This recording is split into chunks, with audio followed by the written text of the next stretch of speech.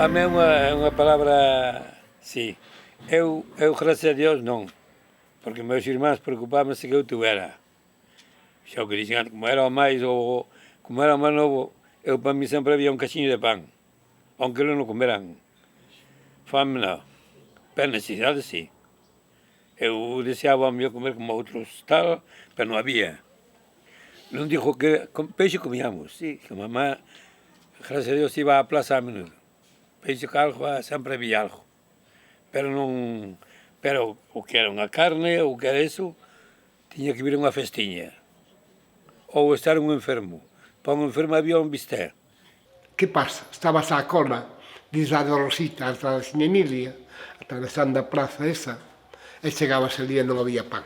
Porque xa o pan da ración, pola libreta, e logo xa viña cortado en tres, xa unha marca ao largo e outra ao medio, 3 partes para 3 personas.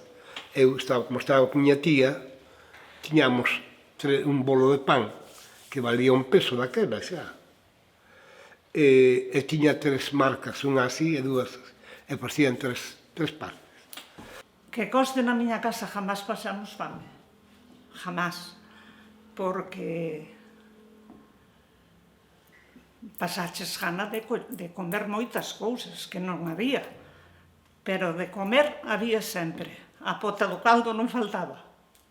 Pa nós e máis pa moitos veciños que morrían de fame. Porque miña nai repartía pa todos. Porque había veciños que tiñan fame. E dicía, vos comedes media taxa e outra media vamos a dar a estas. Entendes? Entonces, eu xa che digo fame, non, pero gana de cousas, sí. Ahora traballar, como unha cabrona día e noite. A xente da costa, como fame, non pasou. Necesidade, sí. A miña nai facía intercambio, levaba algúns birbirichos ou levaba algunha outra cousa, e cambiaba por unha tasa de manteca que facían as mulleres de Castrelo ou de Sisán, e traían unhas tasas de barro de manteca do que aproveitaban do leite, como unha hoxa mantequilla. E miña nai facía un intercambio con esa manteca, pobre mulleres que pasaron, e poñía esa tasa ali nun ladiño tapado con un trapo, e cando tocaba a manteca, que con pan de millo, que pan non te digo, xa era unha onza cando comíamos, untaba a cuchara, cantaba a cuchara no aire de lume, para que se tuera a cuchara quente. E pasaba xa así, estirábache por encima así, enseñábache por encima do pan de millo, e botábache unha cucharada de azúcar. E depois sacudiu o azúcar, para que non levara demasiado, había que forrar. Pero bueno, comíamos alcriques que traía lá da fábrica, esos bocadillos de pan de millo con manteca. Coxe, reconozco que sabían ben. E logo, pois, había moitas casas, había algunhas casas que pasaban ao lado delas e cheiraba a comida. Había aquela cousa, dicía, eu xa comín. Esa frase que calquera rapaz preguntábanlle, claro, as nais, eu recordo eso, por desgracia. Xa comín, vente comer algo, rapaz. Na miña familia pasaba moito eso.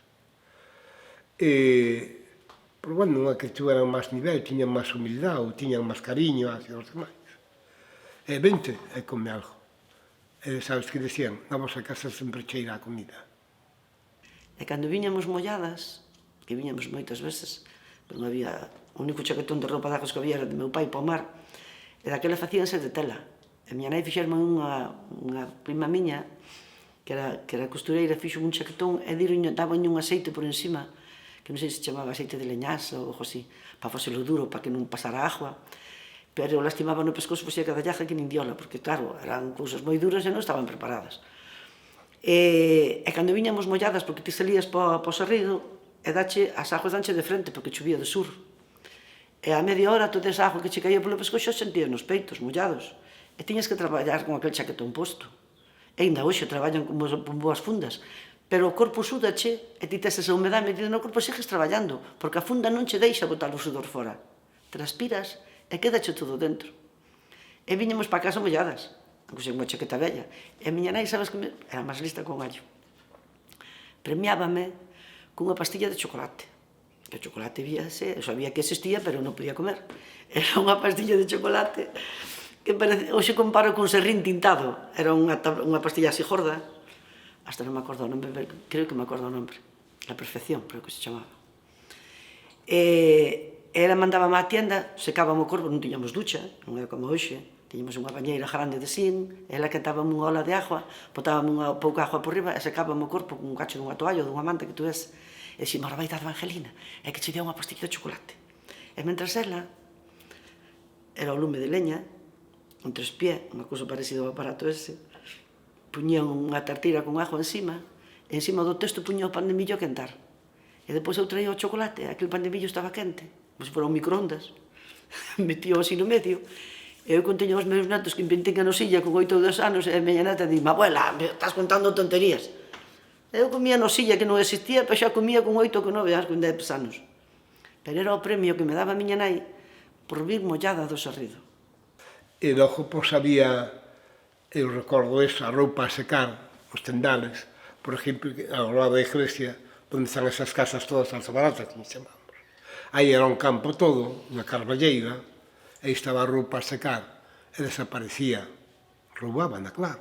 Non é que roubar, a necesidade mesmo estaba a secar, e un pantalón, ou un jersé, ou calquera detalle deses, pois faltaba.